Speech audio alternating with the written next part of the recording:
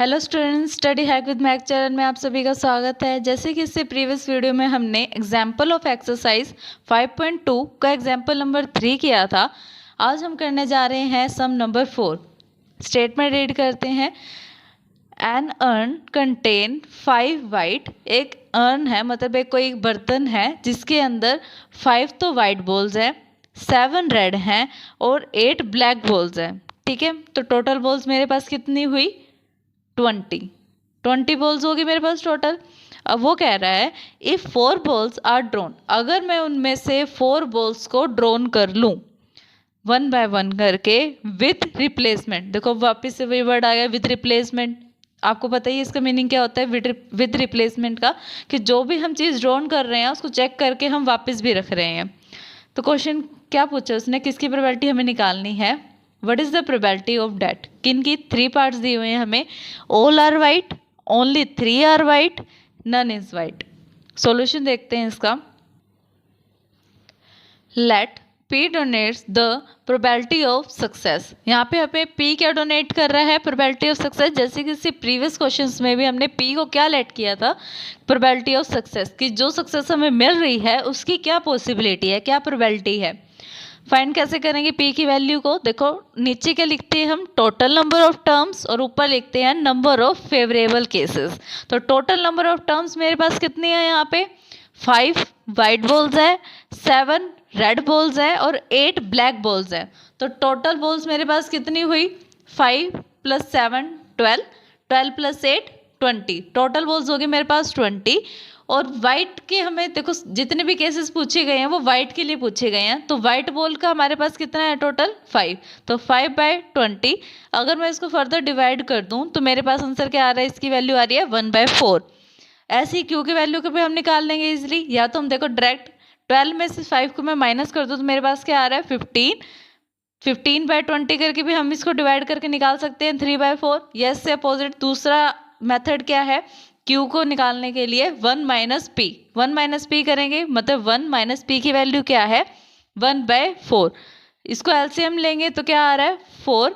4 - 1 = 3/4 answer आ रहा है मेरे पास। नेक्स्ट क्या कर रहे हैं हम? लेट कर रहे हैं X denotes the number of success. X क्या डिनोट कर रहे हैं यहाँ पे? नंबर ऑफ सक्सेसेस को। देखो इसमें कंफ्यूज होने की जरूरत नहीं है कि P क्या डोनेट कर रहा है और X क्या डोनेट कर रहा है। यहाँ पे दोनों ही सक्सेस को ले रहे हैं, लेकिन P क्या कर रहा है? P सक्सेस की पॉसिबिलिटी को डिपेंड करता है कि उसकी पॉसिबिलिटी क्या है। और X क्या डिनोट कर रहा है यहाँ पे? नंबर ऑफ सक्सेसेस की कितनी बार हमें सक्सेसेस मिलेगी। 1 टाइम मिलेगी, 2 टाइम मिलेगी, 10 टाइम मिलेगी, या एक भी बार नहीं मिलेगी। और कितने टाइम्स के लिए करनी है हमें? जब 4 ड्रॉन्स हो रहे हैं। 4 ड्रॉन्स मतलब हमें L की वैल्यू भी क्या मिल गई है? 4। अब देखो इससे जितने भी आगे क्वेश्चंस आएंगे उसके अंदर आपको पहले से ही P की वैल्यू, N की वैल्यू गिवन होगी। उस क्वेश्चन में से बस आपको उसकी वैल्यू ढूंढनी आनी चाहिए। जैसे इसके अंदर वैल्यू N की क्या है? 4। P की वैल्यू में हमने फाइंड करी है 1/4 और Q की वैल्यू क्या निकाली हमने? 3/4। The probability of getting R successes. R successes की पॉसिबिलिटी क्या है? The probability of getting R successes. R successes means देखो R क्या पॉइंट होता है, जैसे कि हमने पहले भी पढ़ा था कि R एक ऐसा पॉइंट होता है जिसके ऊपर मेरे क्वेश्चन की कंडीशन जो है वो सेटिस्फाई होगी। R हो गया, R को हमने पॉइंट कर लिया। अब इसको कैसे एक ऐसा जनरल फॉर्मूला बनाए कि इसके अंदर जो भी हम वैल्यू पुट करें उसके अकॉर्डिंग आंसर निकले। क्या हमारे पास फॉर्मूला होता है बाइनोमियल डिस्ट्रीब्यूशन का? P(x = R) और ये किसके इक्वल होता है? NCR PR Qn - R। अब n की वैल्यू क्या है यहाँ पे? 4। C as it is, R भी एज इट इज, क्योंकि अभी तक हमने R की वैल्यू फाइंड नहीं की है, सबके लिए अलग अलग R की वैल्यूज आएंगी। P की वैल्यू हमें पता है 1/4 की पावर R। Q की वैल्यू भी हमने निकाल ली, वो है 3/4 की पावर क्या आएगी? N - R means 4 - R। अब R की वैल्यू हम कहाँ से कहाँ तक ड्रॉन कर सकते हैं, कहाँ से कहाँ तक पुट कर सकते हैं? वो कर सकते हैं हम 0 से लेके 4 तक। 0 1 2 3 और 4 तक क्यों करेंगे? जैसे हमने पहले पढ़ा कि R की वैल्यू हमेशा कम होगी N से या उसके इक्वल होगी। तो फर्स्ट क्वेश्चन इसने हमसे क्या पुट किया है? Probability of getting all are white ball, कि जो भी हमने 4 ड्रॉन्स करे हैं उसके अंदर जितने भी बॉल्स आई हैं वो सारी वाइट ही मिली हैं उसको। कैसे? अब आर की वैल्यू मेरे पास क्या आ गई, ऑल आर वाइट, मतलब कंडीशन कितनी बार उसने निकाल ली थी, ड्रॉन की थी 4 टाइम, और 4 के 4 टाइम में उसको कितनी मिल गई, वाइट मिल गई। तो आर की वैल्यू क्या है यहाँ पे 4, और एन की भी वैल्यू क्या है यहाँ पे 4, फॉर्मूले में पुट करेंगे 4C4, पी की वैल्यू है 1/4 की पावर 4 मतलब आर, क्यू की वैल्यू है 3/4 की पावर n माइनस आर मतलब 0, कैसी आई यहाँ पे 4 - 4, क्योंकि n भी 4 है मेरा, r भी 4 है, तो 0 आ गई वैल्यू। इसको हम सोल्व करेंगे तो हमारे पास आंसर आ रहा है 1/4 की power 4। Probability of getting 3 white balls. Next question उसने पूछा है कि हम जो भी निकाल रहे हैं, जितनी भी ड्रॉन कर रहे हैं, उसके अंदर उस ड्रॉन में मुझे 3 वाइट बॉल्स मिलेंगी। मतलब आर की वैल्यू यहाँ पे क्या दे दी उसने मुझे 3, तो आर की जगह हम 3 पुट करेंगे, फॉर्मूला में पुट करेंगे, क्या आ रहा है 4CR, are means 3 value put की मैंने, 1/4 की पावर क्या आ रही है आर, 3/4 की पावर आ रही है 1 क्यों आ रही है, क्योंकि n minus R means 4 - 3 equals to 1 आ रही है।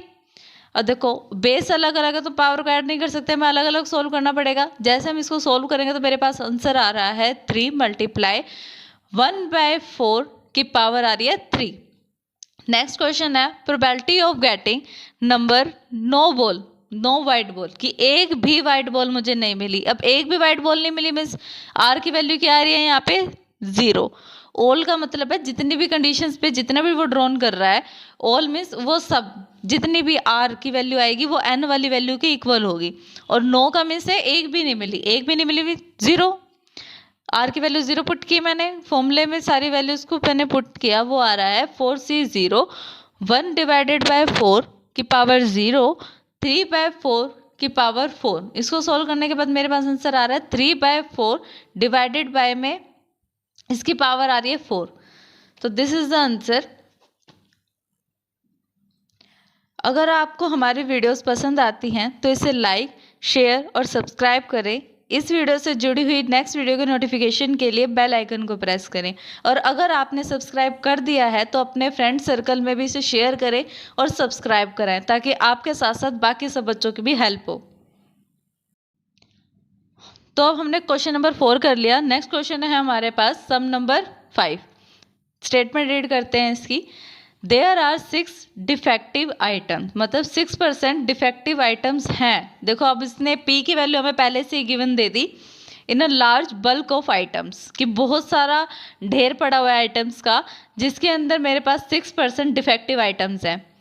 Find the probability that the sample of 8 items, उनकी प्रोबेबिलिटी मुझे फाइंड करनी है 8 सैंपल आइटम्स की, will include not more than 1 defective item, कि जिस सैंपल में एक से ज़्यादा डिफेक्टिव आइटम है ही नहीं। सॉल्यूशन क्या है इसका, let P denotes the probability of success. P यहाँ पे क्या डोनेट कर रहा है, प्रोबेबिलिटी ऑफ सक्सेस को, और क्यू का डोनेट कर रहा है यहाँ पे प्रोबेबिलिटी ऑफ फेलियर को। P equals to 6%। 6% कैसे, क्योंकि उसने पहले क्वेश्चन में गिवन दे दिया कि डिफेक्टिव आइटम की पॉसिबिलिटी ये है एक आइटम की। अगर एक आइटम की मिल गई तो फिर आगे हम फॉर्मूले में लगा के पुट कर सकते हैं।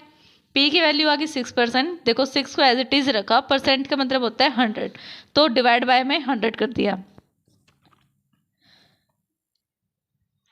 Q की वैल्यू भी हम ऐसे निकाल सकते हैं 1 - P करके।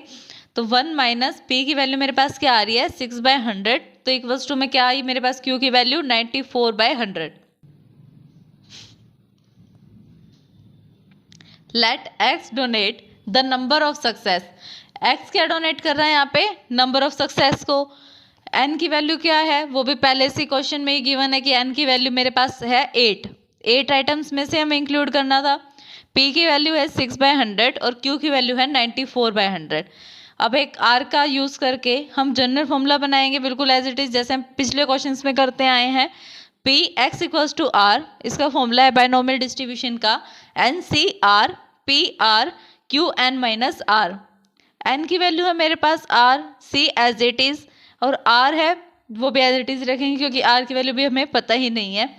P है 6/100 की वैल्यू R, Q की भी वैल्यू रखेंगे 94/100, और इसकी पावर क्या है n - R means 8 - R। R की वैल्यू हम कहाँ तक लेके जाएंगे, 0 से लेके 8 तक। आपको पता ही है कि क्यों ऐसा हम करेंगे, 8 तक क्यों लेके जाएंगे। Probability of not more then one defective item. Question यहाँ से शुरू होता है, अब तक तो हमने वैल्यूज निकाल ली है, फॉर्मूले को ड्राइव किया है बस। क्वेश्चन में उसने क्या पूछा है कि जो भी डिफेक्टिव आइटम्स हैं वो नॉट मोर देन वन होनी चाहिए, कि एक से ज़्यादा तो होनी ही नहीं चाहिए। तो कैसे निकालेंगे हम इसको, एक से कम वाली जो वैल्यूज हैं उनको ही लेंगे, कि एक से ज़्यादा नहीं है तो एक से कम वाली है। P X less than equals to 1 equals to P X equals to 0 plus P X equals to 1। दोनों पे कंडीशंस को हम फॉर्मूले में पुट करेंगे।